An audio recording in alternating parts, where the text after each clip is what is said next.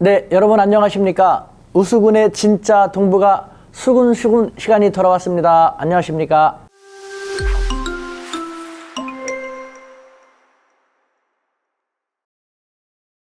네, 그동안은요, 코로나19 관련돼서 정부 시책에 부응하기 위해서 한동안 부득불을 쉴 수밖에 없었습니다. 저도 여러분들이 보고 싶었답니다.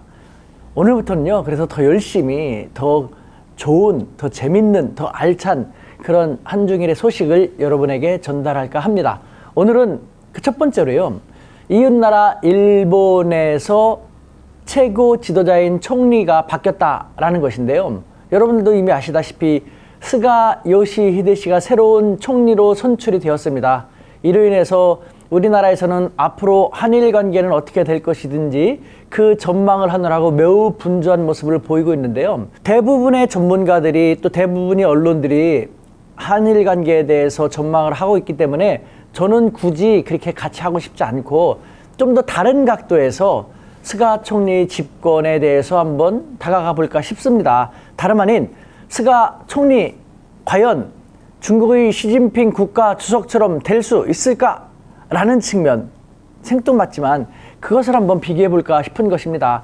네, 대부분의 정치인들은요, 최고 지도자가 되고 싶고 또 최고 지도자가 되면은 그 최고 권력을 조금 더 오래 쥐고 싶어 하는 것은 인지상정이기도 할 것입니다. 그런데 불행하게도요, 스가 신임 총리는요, 1년짜리 단임 총리에 불과할 수밖에 없는 그런 상황입니다. 참고로 지금 전임 아베 총리 같은 경우는 총재로서 자민당 총재, 즉 당 대표로서의 임기가 내년 9월까지 남아 있습니다. 즉 1년 정도 남은 것이거든요. 이것을 아베 총리가 사임을 했기 때문에 스가 총리가 이번에 총리가 됐고 총재가 됐고 남은 임기는 1년밖에 없는, 그래서 단임 총리의 약체 총리다, 아무것도 할 수 있는 것은 없을 것이다 라는 소리를 듣고 있는 것입니다. 하지만 스가 씨도 야망이 왜 없겠습니까? 잘해서 총리를 내년 9월 달에 자민당의 총재 선거에서 이기게 되면 총리가 되는 것이니까요. 다시 한번 총리가 되면서 자기는 4년 자기만의 실적을 오롯이 쌓아나가서 역사의 치적을 남기고 싶다라는 그런 생각 왜 안 하겠습니까? 그렇게 하고 있는 걸로 알고 있습니다. 하지만 불행하게도요, 현재로서는 그 가능성은 매우 희박합니다. 하지만 여러분들 보십시오. 제가 매우 희박하다고 했습니다. 가능성이 없다라고 하지 않았습니다. 가능성이 있기는 있는 것이죠. 그와 같은 사례를 우리는 중국, 또 다른 옆나라 중국의 시진핑 주석의 집권 과정과 그 무렵과 비교해 볼 수가 있습니다. 시진핑 주석도 스가 총리와 유사한 상태에서 집권을 해서 지금은 막강한 정말 황제와 같은 권력을 휘두르고 있지 않습니까? 스가 씨도 아마 그 생각을 안다면, 주변에 중국 전문가 있다면 그런 얘기도 해주지 않을까라는 생각이 드는데요. 자, 그렇다면은 시진핑 주석은 과연 어떤 집권 과정을 겪었길래 제가 이런 말씀을 드리는지 한번 그걸 조금 더 살펴보도록 하시죠. 2012년 시진핑 국가주석으로 내정될 그 당시, 그때만 하더라도요, 그 누구도 시진핑 씨가 국가주석으로 내정되리라고는 생각하지도 않았습니다. 왜냐하면은 당시 국가주석 물망에 오른 여러 후보가 있었는데 그 쟁쟁한 후보 중에서 시진핑 씨는 거의 눈에 띄지 않는 약체 중에 약체였거든요.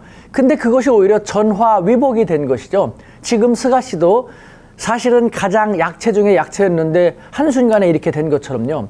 자, 당시 시진핑 주석보다도 훨씬 뛰어났던 보시라이 중경시 당석이라든가 몇몇 강력한 라이벌이 있었습니다. 그 사람들은 시진핑 씨를 후보자로, 자기들의 경계자로 생각하지도 않았고요. 또 당시 후진타오 국가주석파라든가 그 전임 상황 역할을 했던 장점인 국가주석 계열이라든가 그 외 원로 계열들이 영향력이 막강했기 때문에 이 세력들은 각각 자기들이 지원하고 지지하는 사람들을 국가주석으로 만들기 위해서 많이 노력을 했죠.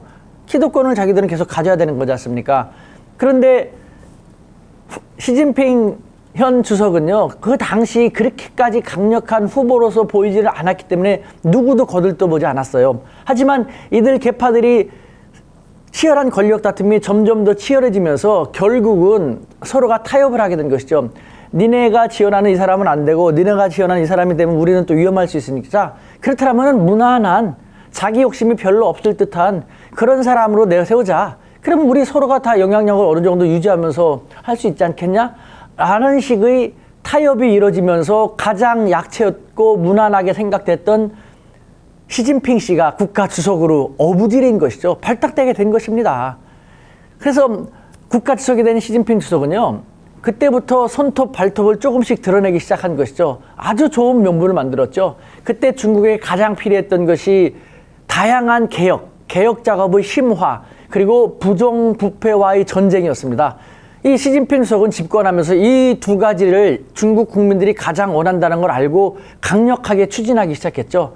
그러면서 정적들을 부정부패와의 전쟁이라는 명분으로 한 명씩 두 명씩 척결하기 시작했고, 드디어는 가장 강력한 권력 기반을 갖고 있었던 자신이 정적이 될 수도 없었던 보시라이, 당시 중종시 시장을 제거하게 된 것입니다. 그때부터 지금에 이르는 강력한 자신만의 집권 기반을 계속 다져오면서 지금은 집권 이후 시진핑 주석은 가장 강력한 지지를 받으면서 집권 기반을 공고히 한 상태에서 그야말로 황제와도 같은, 독재와도 같은 엄청난 권력을 행사하고 있는 것이죠.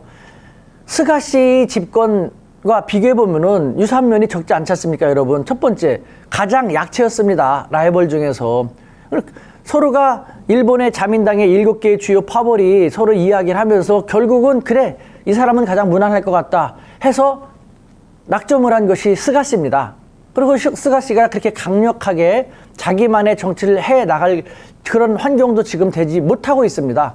여기까지는 유사합니다. 또 한 가지 유사한 것은요, 시진핑 주석 집권하면서 부정부패와의 전쟁이라든가 개혁 심화, 국민들이 가장 원하는 것을 전면에 내세워서 그걸 하는 모습으로 하면서 집권 기반을 다졌습니다. 지금 일본에게 있어서 가장 중요한 것은요, 딱 한 가지, 오로지 딱 하나입니다. 코로나19에 대한 제대로 극복.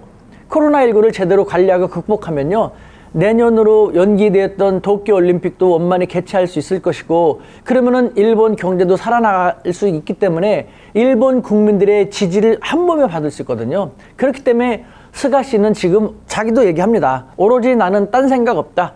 코로나19와의 싸움에서 우리가 반드시 이겨낼 것이다라는 그런 얘기를 하고 있는 것이죠. 코로나19를 제대로 해내면 그 사람은 시진핑 주석과 같은 장기 집권을 하면서 자기만의 치적으로서 일본 역사의 새로운 총리로서 기록될 수도 있거든요. 이런 측면에서 우리는 스가 신임 일본 총리를 바라볼 필요가 있을 것 같습니다. 쉽지 않습니다. 그런데 세상에 어려운 게 쉬운 게 어디 있습니까? 더군다나 일본은 아직도 그래도 전 세계에서 세 번째의 경제 대국, 강국이라고 불리는 그런 나라지 않습니까? 이런 나라의 최고 지도자가 됐더라면요, 거기까지 올라가는 것도 쉽지 않았으니까 온갖 난국을 헤쳐나가면서 자기 기반을 계속해서 가져나가려고 하겠죠.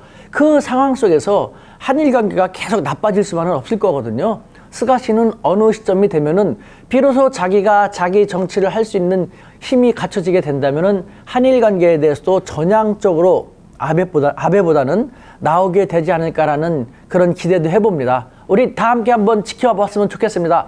우리 대한민국 파이팅입니다.